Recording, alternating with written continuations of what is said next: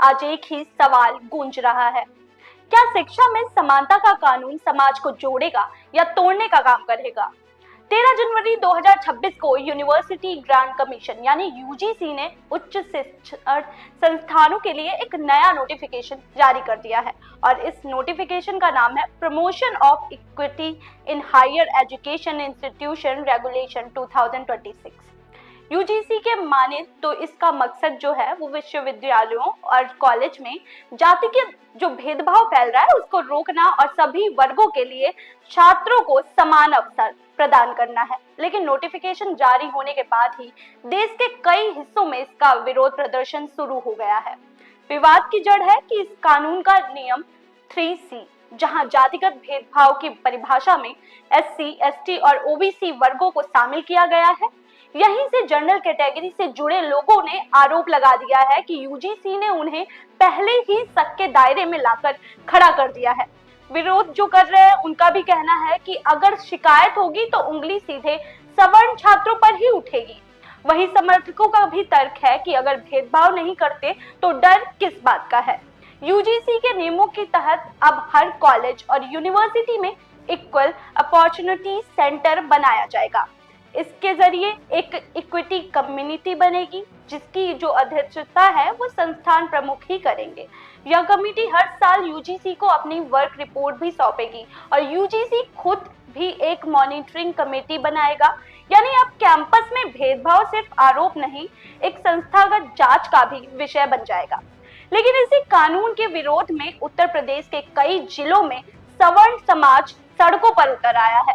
बरेली में मामला और भी गंभीर तब हो गया जब पीसीएस अधिकारी अलंकार अग्निहोत्री ने सिटी मजिस्ट्रेट पद से अपना इस्तीफा दे दिया। अलंकार अग्निहोत्री ने कुछ आरोप भी लगाए हैं, जैसे कि उन्हें डीएम कार्यालय में बंधक बना लिया गया था, उनको लालच भी दिया गया और उनको फोन पर कहा भी गया कि इसे जाने मत देना। इस बयान के बाद मामला केवल कानून तक ही नहीं सीमित रह गया या मामला तूल पकड़ते गया, बल्कि एक जो प्रशासनिक दबाव और सुरक्षा तक ये मामला पहुंच गया। और इस पूरे विवाद में जो लोक गायिका नेहा सिंह राठौर है उनका भी बयान सामने आया है।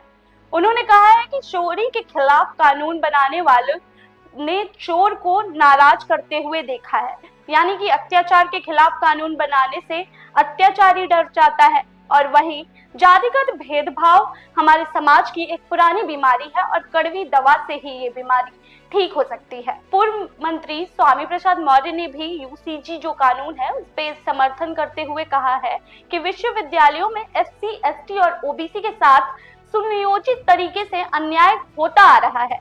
आरक्षित पद जानबूझकर खाली रह जाते हैं, स्कॉलरशिप भी रोक दी जाती है और ऐसे में फैकल्टी में भी जो आरक्षण मिलता है वो भी कुचला जा रहा है।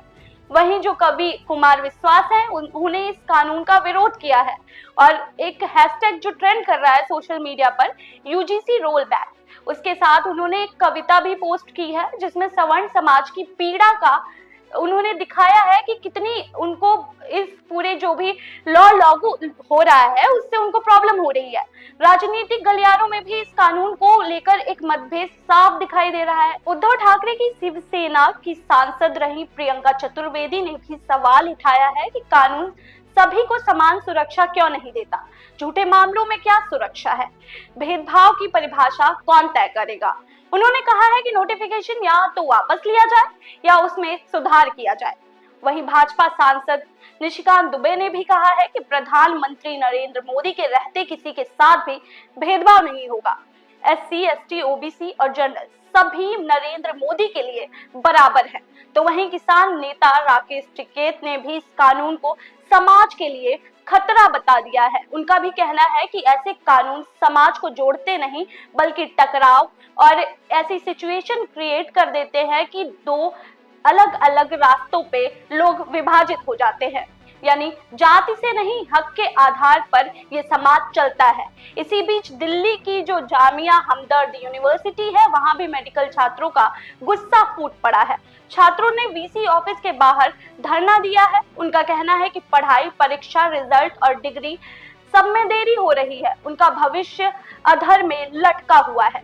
जो छात्र संघ के अध्यक्ष है लक्ष्य शर्मा, उन्होंने कहा है कि हम टकराव नहीं चाहते, हम बस चाहते हैं कि हमारा जो भविष्य है वो सुरक्षित बना रहे। ये जो पूरा मामला है इस पर पूरे सांसद हैं ब्रजभूषण शरण सिंह, उनका भी बयान फिलहाल सामने आया है, लेकिन उन्होंने कोई स्पष्ट रूप नहीं अपनाया है। उनका कहना है कि पहले वो कानून का अध्ययन करेंगे, तब बताएंगे कि ये कानून सही है या गलत। तो आज सवाल सिर्फ इतना ही है कि कानून सही है या गलत। सवाल है कि क्या कानून सबके लिए स्पष्ट और निष्पक्ष और सुरक्षित माहौल देने वाला है, क्योंकि शिक्षा का उद्देश्य डर पैदा करना नहीं, भरोसा बनाना होता है। यूजीसी का यह कानून समानता की दिशा में कदम है या सामाजिक तनाव की शुरुआत, आने वाला वक्त ही बताएगा। तब तक के लिए मैं प्रियांशी मिश्रा आप सभी से विदा लेती हूँ।